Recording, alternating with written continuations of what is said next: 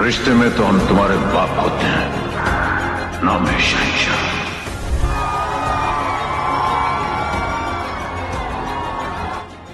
સદીના મહાનાયક અમિતાભ બચ્ચન આજે 83 વર્ષના થયા।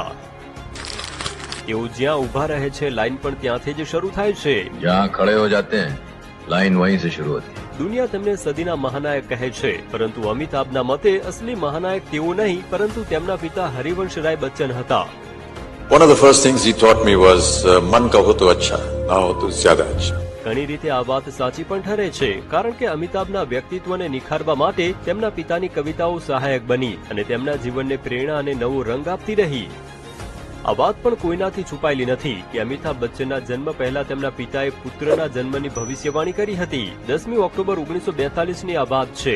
અમિતાભ બચ્ચનના જન્મના બરાબર એક દિવસ પહેલા આ હરિવંશરાય બચ્ચનના પિતા પ્રતાપ નારાયણ શ્રીવાસ્તવની પ્રથમ પુણ્યતિથિ હતી। પ્રખ્યાત લેખક સુમિત્રાનંદ પંત તે સમયે તેમના લેખન કારકિર્દીની સફળતા માટે સતત પ્રયત્નશીલ હતા। જ્યારે તેઓ અલ્હાબાદ પહોંચ્યા તો હરિવંશરાય બચ્ચન અને તેજી બચ્ચનને તેમને તેમની સાથે રહેવા માટે દબાણ કર્યું અને તેઓ માની ગયા। તેજી ગર્ભવતી હતા અને પ્રસૂતિની નજીક હતા। તેઓ બધા મોડી રાત સુધી વાતો કરતા રહ્યા અને પછી સૂઈ ગયા। હરિવંશરાય બચ્ચનને એક સ્વપ્ન આવ્યું। તેમના પૂર્વજોના ઘરમાં તેમના સ્વર્ગસ્થ પિતા